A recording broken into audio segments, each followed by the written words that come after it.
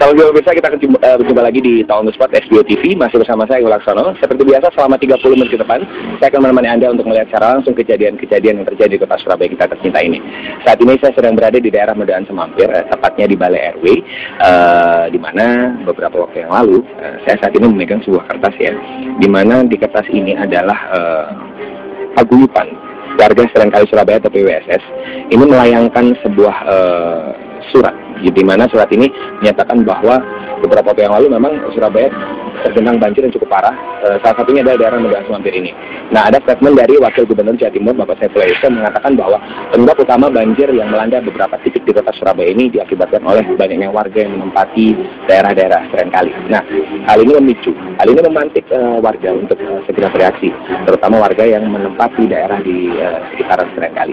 Nah, di kertas ini ada beberapa fakta yang memang diungkapkan oleh perwakilan warga dari PWSS. Seperti apa sebetulnya langkah-langkah warga dan apa keluhan warga? Kita akan langsung bertanya-tanya langsung, karena di belakang saya sedang ada rapat hari ini. Kita akan melihat seperti apa dan akan mendengar sejauh apa mereka menginginkan aspirasi mereka. Langsung saja kita menuju ke bapak-bapak dan ibu-ibu yang ada di belakang saya.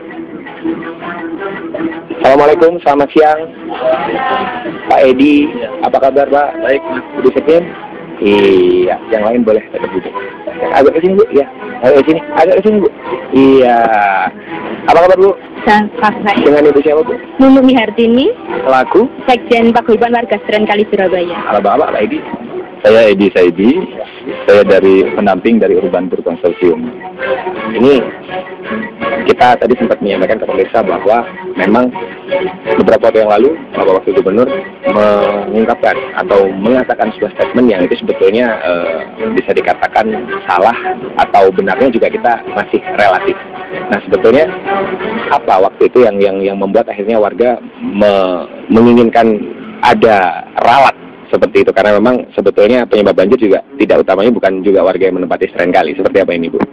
Ya, yang pertama-tama dia ini yang lebih kita mengagetkan kita atau mungkin membuat kita istilahnya itu harus gimana ya, hati kita harus tergerak, harus menjalankan itu. Pertama itu kita selama ini mengejar-genjarkan tidak mau merelokasi, tapi kita mengejar-genjarkan merenovasi. Ternyata karena banjir ini maka warga segera mungkin untuk merelokasi tempatnya. Itu yang bikin kita harus bergerak loh. Kita nggak mau. Itu memang gitu. Yang keduanya itu kita karena apa?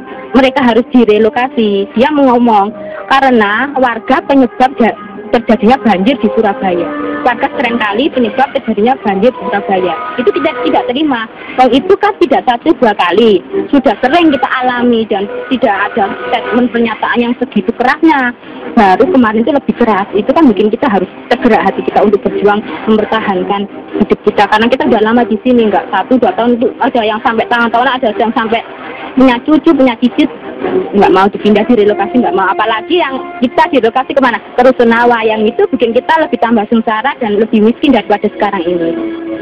Terkait dengan kata-kata relokasi, sebetulnya untuk relokasi sendiri dari kapan awalnya bergulir untuk kata-kata direlokasi warga yang menempati Serenkali? Iya, itu istilahnya kita kan digusur. Digusur itu apa solusinya sih? Kalau kita digusur itu masa digusur toh nggak ada solusi yang lain.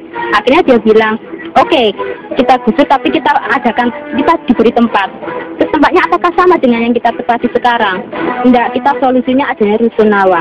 Rusunawa, kita tanya, gimana sih Rusunawa itu? Apakah sama dengan yang kita tempati? Sudah tinggal nempati, nggak gini. Kita terus tanya, ternyata itu sana nyewa, belum bayar air, belum bayar sampah, kebutuhan gini. Itu kalau kita pikir dari penghasilan kita selama kita tinggal di sini nggak cukup lah untuk nyewa di rusunawa. Jadi kita berpikir, wah berarti itu tambah sengsara kita, belum gitu lokasinya. Ya kalau yang di bawah, yang di tingkat-tingkat selanjutnya, kalau belum anak-anak, belum orang tua, itu nggak nambah bikin sengsara. Selain itu, kita di sini kan banyak yang punya usaha. Kan nggak bisa untuk usaha untuk rumah susun. Itu yang bikin kita juga nggak mau ditempatkan di situ. Kalau kita, pokoknya nggak mau, kita tetap, soalnya gimana ya, kita sudah lama di sini, mungkin kita udah menyatu dengan sungai. Jadi kita itu nggak mau, tapi kita merenovasi dengan menjaga sungai itu. Kalau kita fokus ke Mendoan Semampir, karena kita saat ini berdiri di daerah Mendoan Semampir ya. Kita fokus di Mendoan Semampir. Ada berapa banyak warga yang sebetulnya menempati Stren Kali sampai hari ini? Berapa kakak? Jumlah kakak sekitar 150. Iya. Yang menempati Stren Kali. Stren Kali. Masih di Taunus Spot SBO TV di segmen kedua, masih dengan Ibu Nunu dan juga Pak Edi. Nah, saya boleh di tengah ya Bu, karena saya mau ngobrol-ngobrol sama Pak Edi ini. Nah, tadi kita sudah bincang-bincang terkait dengan 150-an warga yang menempati Stren Kali. Nah, Pak Edi, selaku Konsorsium Kemiskinan Kota, melihat daerah di Mendoan Semampir sendiri, 150 kakak cukup banyak Pak. Hitungannya kalau ini menempati Stren Kali cukup banyak, dan sebetulnya kalau kita melihat dari strukturnya memang sebetulnya banyak itu 150. Nah kalau Pak Edi sendiri melihat tingkat kadar kemampuan mereka untuk kota Surabaya, khususnya daerah Mendoan Semampir, seperti apa? Ya, selama ini kan pemerintah provinsi dan juga wali kota Surabaya menganggap buruk ya terhadap warga Stren Kali. Warga Stren Kali itu dianggap sebagai warga liar, kemudian pemukimannya juga dianggap ilegal, kemudian mengganggu ketertiban, mengotori sungai dan seterusnya begitu ya. Berbagai macam cap negatif ya yang ditujukan pada warga Stren begitu. Nah, cap negatif itu ternyata terbantahkan sendiri ya, karena warga yang tinggal di pinggir Stren justru melakukan hal yang sebaliknya. Nah, selama ini mereka justru yang menjaga sungai. Jadi mereka berinisiatif untuk membalik rumahnya menghadap ke sungai. Mereka membuat septic tank sendiri, mereka olah sendiri limbahnya, sampah-sampah yang sebelumnya ya mengotori sungai begitu, mereka olah menjadi kompos dan itu dimanfaatkan kembali oleh warganya. Kemudian ada penghijauan dan seterusnya. Di setiap depan rumah mereka yang sudah menghadap sungai itu ada jalan inspeksi untuk ruang publik mereka begitu. Jadi stigma negatif itu tidak betul ya, karena warga sudah membuktikan bahwa mereka justru menjalankan sungguh yang namanya Joko Kali itu. Nah, dari situ warga juga tidak hanya melakukan yang disebut tadi Joko Kali, tapi juga kita membuka ruang pada pemerintah untuk berdialog begitu. Warga sudah punya konsep dan mereka bekerja sama dengan berbagai pihak gitu ya, dengan arsitek, juga dengan hidrolog, juga dengan lembaga-lembaga LSM lain begitu, untuk bekerja bersama bagaimana menata kampung ini. Jadi warga Stren ini ingin memberi solusi begitu ya. Kalau selama ini pemerintah kan solusinya cuma tunggal, relokasi atau gusur.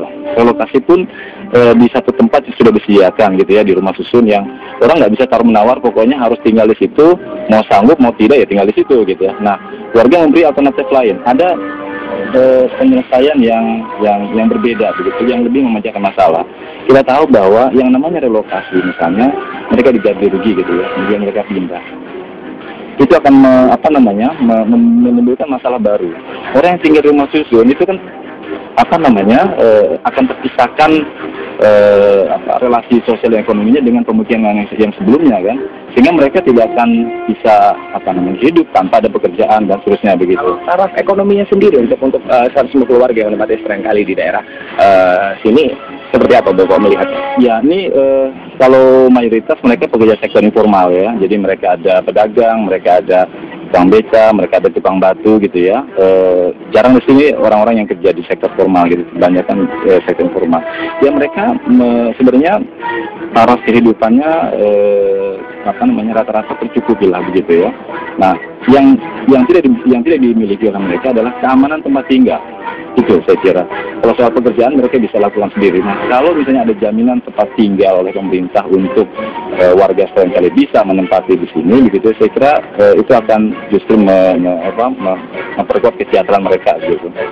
Ibu, sampai hari ini apa yang sudah dilakukan warga terkait dengan relokasi atau gusur? Apa yang sudah dilakukan warga? Baik ke Dewan Kota, ke Dewan Provinsi, maupun ke Ibu Wali Kota.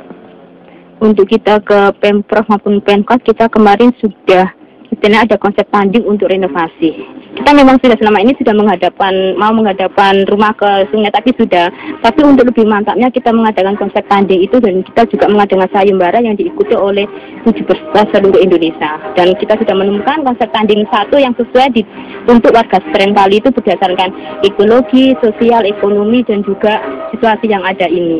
Dan kita mau konsep tanding itu maksudnya gini, kita juga mau merenovasi tapi tidak sembarang renovasi. Jadi renovasi itu serentak. Jadi dipandang pun juga enak gitu, sesuai dengan tata kota Surabaya selama ini. Menarik konsep tanding, karena kita akan melihat di mana lokasinya, biar pemirsa bisa tahu seperti apa sebetulnya keadaan yang ada di bantaran kali di Medan Mobil ini. Tapi setelah yang satu ini, misalnya yang mana-mana di segmen berikutnya kita akan langsung melihat, juga nanti kita akan menghadirkan Bapak Ketua RT tempat untuk kita tanya terkait dengan bagaimana sebetulnya upaya warga yang ada di Medan Mobil. Tetap di Tahun Sport SBO TV.